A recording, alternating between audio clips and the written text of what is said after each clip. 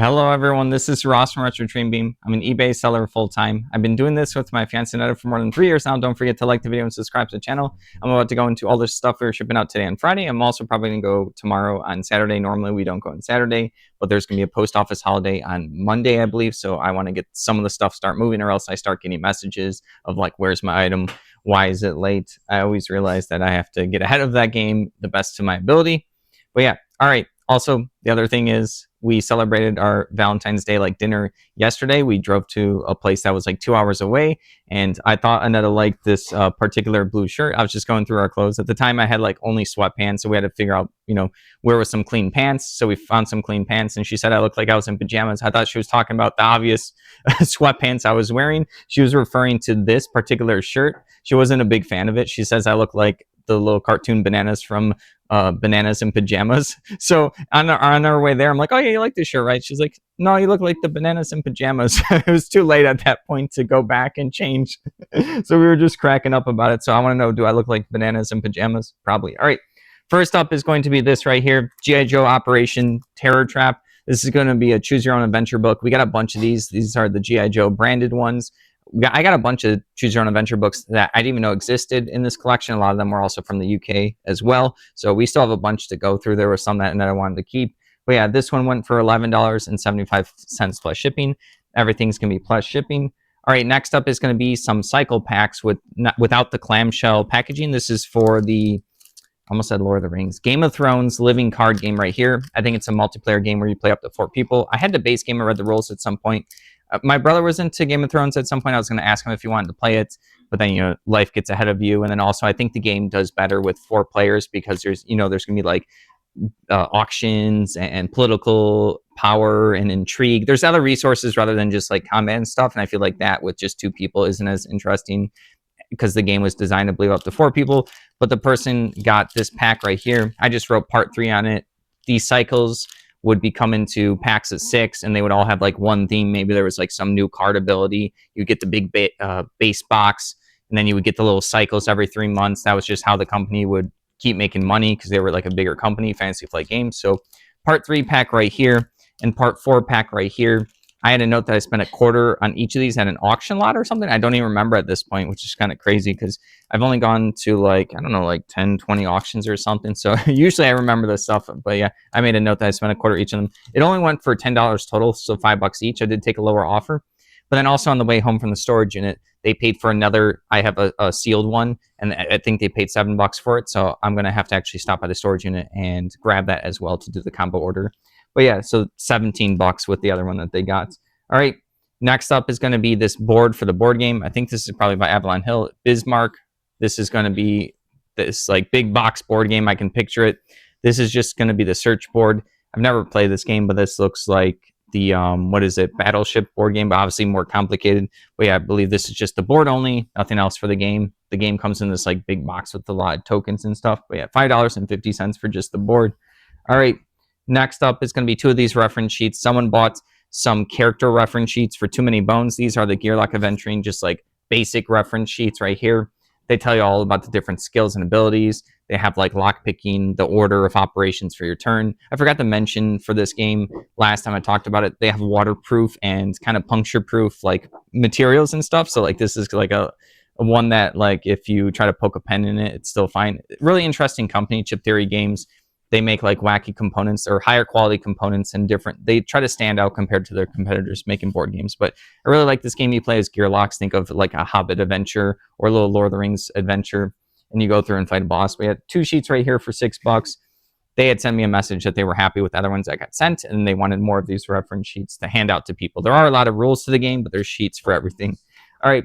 Next up is going to be a lot of 16. These are 25 millimeter, which is just the size of these gray generic bases right here. They're just round ones, so I would let people know that the size. People use this for miniature building or for role-playing game or for characters and stuff that they're going to put onto the base. And let's just say you have a figure and you don't have like a base for it to represent like what square spot it's on, or a hex graph or a hex spot right there. So yeah, just these bases.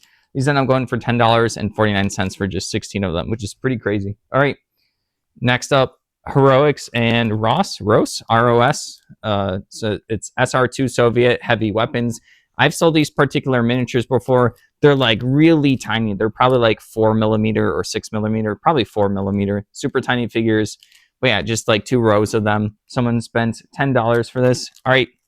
Next up is going to be Games Workshop. This is going to be the Citadel Journal. They had some kind of magazine little booklet here. They've also done White Dwarf, which I've seen more often. Sometimes these things will have decals for the miniatures that you put on. I'm not too sure if the journal one does. Issue number 31 right here. This ended up going for $9.80 to repeat buyer. People love the Warhammer world and the miniatures and all the magazines and everything that goes along with it.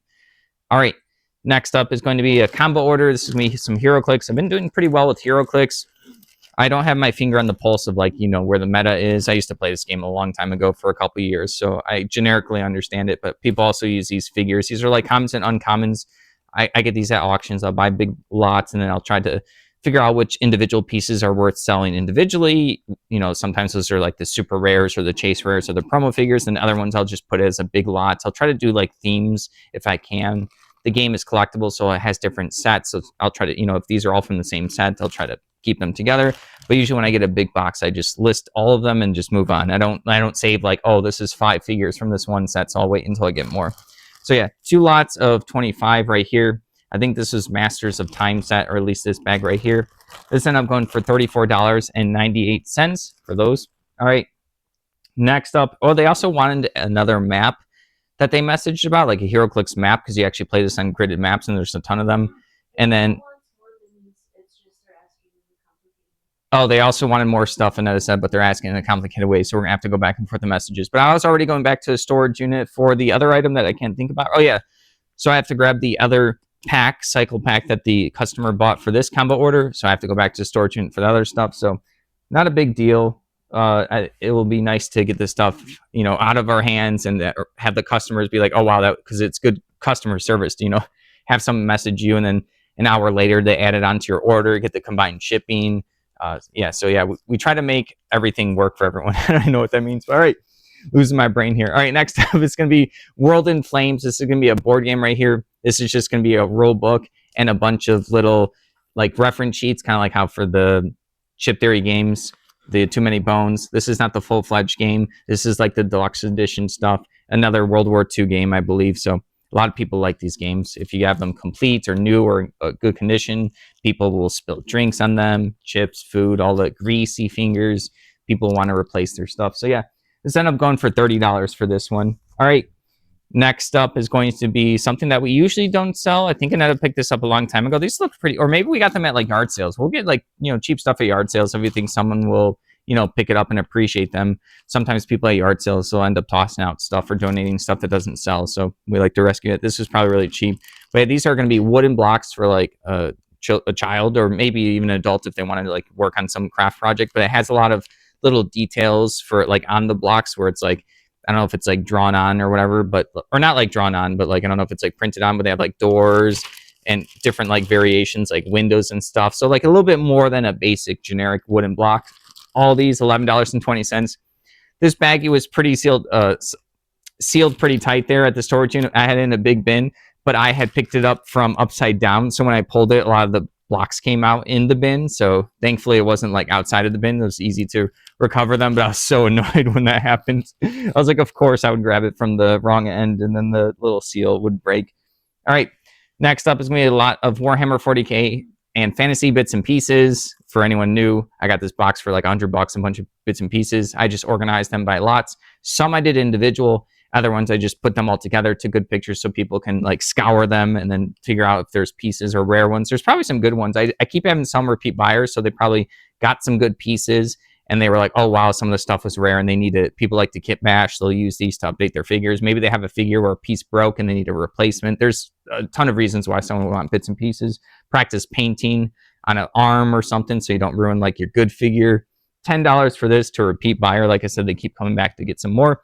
And I still have a ton more of those listed. All of it's listed. I don't have anything unlisted for that. All right.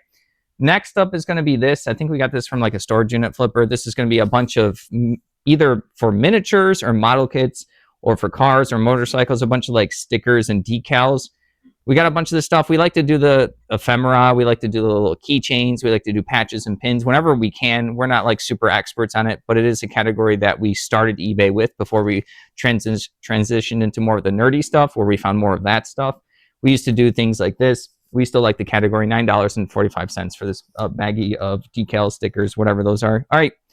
Next up, this is a category that Aneta knew is pretty good. Anything that's like good or well-designed animals, sea critters, bugs, as toys right here. There's a bunch of people that will collect them. So we have like a good grasshopper, some kind of moth fly thingy, and then like an actual housefly right here. You can tell that these are actually like bigger ones. They're good quality compared to like, the cheap junky ones you can buy. Like I said, if they're good, $16 for these three right here. And that I used to grab this stuff all the time. All right. Moving along, we have a different HeroClix bulk purchase. Well, not bulk. It was just like a bunch of comments and uncomments right here. This baggie that I labeled A3. This is also from the Masters of Time set. I think when I got a bulk auction lot at the auction that I most recently went to, or maybe a couple times ago, there's a bunch of this whole bin had a set called like Masters of Time. I didn't know at the time. I just bid like $20 for it or something and won the box. And then as I was going through it, like I said, I made a bunch of lots. This ended up going for $12.24 to a repeat buyer. All right. Next up, not a category I know anything about really, but we got over a couple hundred of free vinyl records. I don't think there was anything too fancy in them. There was like one or two that we sold for like 20 or 40 bucks. I think it was because it was like foreign or Polish or rare or something like that. So those few ones sold. The rest we get like $5 to $10 for, which is fine. I got to list something new for a day or two, and then they were selling, and then these were going to be thrown out by the person. So if we didn't save them, all of these that people have been buying in the past few years would have been in the trash. All right, so this is the King and I right here. Don't know anything about this one, but yeah, just a record. Obviously, there's a lot of expensive ones. People know this category way more than I would ever know. $6.99 for that one. All right, next up is going to be Major League Baseball Showdown 2002 sports game. This is not a PC game. This is actually a collectible card game. This is the starter set. A lot of card games come in these like box sets. Some starter sets have a set number of cards you're always going to get, and those starter sets usually are worth less unless if they have a really expensive or rare card. Let's say if like Magic or Pokemon does a specific set that you're always buying, you get the same stuff all the time, and one of those cards goes from like $10 to $50 or something, then people want it. But in general, some of these starter sets will have randomized rares. It'll be like, oh, you get like the base set of cards to play the game, and then you'll get a pack or some extra stuff. And then sometimes starter sets can be worth a good amount of money because you can get random good stuff in them. So yeah, this is enough to play for 2 players. I also counted the cards in there, and there was going to be some extras for deck building. So I just included the extras in there because this set I was supposed to have 3 foils. I had 6. I looked up the foils to see if the cards were like worth selling individually. I could have really squeezed out the value of this one and done like the foils for like $2 to $5 each or whatever. But I figured I would just put it all together. So yeah, this person got this for $21 right there. All right. Next up is going to be a book, the Marine Officer's Guide, like a naval hardcover book right here. We got a bunch of these like military ones, political ones, like battle ones, like historical battles, stuff like that, people and places. But yeah, this one ended up going for $10.50 right here. It doesn't look like it has the dust jacket, but it still looks like it's in okay condition. When you open it up, the pages are fine. That's usually what I like check for. When the cover or the dust jacket is damaged, I'll just look for like if people can like open it up and actually just enjoy and read it. All right, $10.50. All right, moving along, we have a Marx vintage 1960s, like a giant toy soldier. I got this big bin of toy soldiers. I was in over my head. I think it was actually our video that had the most views where I just sat down. I was showing people how I was organizing it for a couple minutes, like 2 minutes, bad phone quality. But yeah, people liked it. I know people like these like toys and stuff. They collect all sorts of soldiers, especially the older ones. I don't know too much about it. This one's just huge though. You can tell right here. It's like what, 5 or 6 inches or something. So this is like a bigger toy soldier. This is, I think it's like a Russian, I think. But yeah, this ended up going for $13.99, which is pretty crazy for just an individual one. All right, next up is like kind of like a combo order, but they paid 3 separate times and they're international, so we can't do the combined shipping right now. It's too little too late, which was kind of the only thing that's frustrating about the eBay International. That would be my one ask. If an eBay employee came up to me and asked me what's one thing I would want changed so that it would be better for the platform for everyone, I'd be like, please allow us to combine eBay International orders after the fact when they pay for the stuff, because they're the biggest customer that's going to want a combined order, so that the shipping is going to be the cheapest, you know, so it's one shipping price instead of like 3 or 4. But like I said, they paid separately. Right here we have issue number 36. They paid $18 for each of these. Dark Horse Comics. I got these like oversized issues. I had them sitting alongside me for a long time. And then one day I just went and listed them. And I was like, oh, okay, we'll see if they sell. And I have like lots of extras of each of these. So they're like a replenishable. I hate the eBay word sometimes, replenishable. I have extras. And then we have issue number 47. And then we have issues number 37 right here. So yeah, people like these. These are basically brand new. I've gotten a lot of compliments in the feedback for people asking me if I had other ones. I listed all the numbers that I have, so I don't have every single one. I have a lot. I have like 30 or 40 different issues. And they also compliment Anetta on packaging this well, because she packs it well so they don't get bent, because they are just like straight out from like a plastic foil, maybe straight up from the factory or something. I don't know. They're pretty brand new and people really appreciate it. So they're collecting these. I don't actually know why people are picking them up. I don't know like the history or the passion people have for them. I haven't talked to anyone in real life about it, but $18 for each of those. All right, next up is going to be this. Parts from Yakinto 88, a tactical game of like Armory or something like that. So this is going to be from a vintage board game. I don't know anything about this one. So I have this little command sheets right here. Looks like you actually write on these, and it's like a little notepad. And then there's a ton of different like sheets and rules, charts, little circle dials. There was also like these information cards that looked like it had different stats for like infantry or tanks or something. So just a lot of random bits and pieces. I didn't have anything remotely close to like a complete game, so I listed them as parts. $41.99. So this is probably one of those games that's rare to find in the wild, where you have the good pieces, and then if they get damaged and stuff like that, people want to replace them, but they don't want to pay like the full price for a new game, 200, 300, 150, who knows, like for the new game.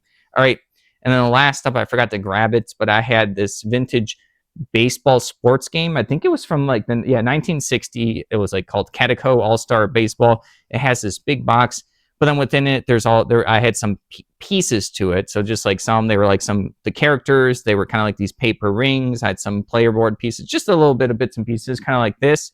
I originally had it listed all together with the box, because I saw that the complete thing is kind of expensive if you have the whole thing. But then someone didn't want the box, they just wanted the pieces, and they were willing to pay the same price. They just wanted the shipping to be lower.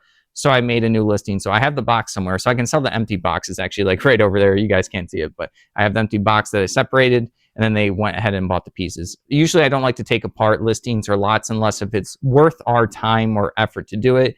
And because like some people will hem and haw over like, well, I might want you to take apart this listing, but like, what's the price you want? They have to like give me a good solid pitch in order for me to put the little bit extra effort to separate stuff, because I like to keep it together, because I have a lot of stuff at the storage unit. It's already baggied up in a box. It's all ready to go. So I like to delist stuff when I'm selling and taking apart lots to make sure that's accurate to make a new listing. I know some people will kind of like, they'll be like, oh, it's in messages, it'll be okay, eBay will understand. I would not want to send the all-star bits and pieces if I have a picture of the box in the listing and I don't send the box. 99% of the time, the person's probably not going to contest it, but I'm going to get like those bad actors where if there's an issue with the order, they're going to be like, oh, the customer never sent the box, blah, and then you get into like sticky situations. So I like to make new listings, and it has to be worth the effort. All right, thank you for watching. Thanks for listening to the rambling. Don't forget to like the video and subscribe to the channel. Hope everyone has a good weekend.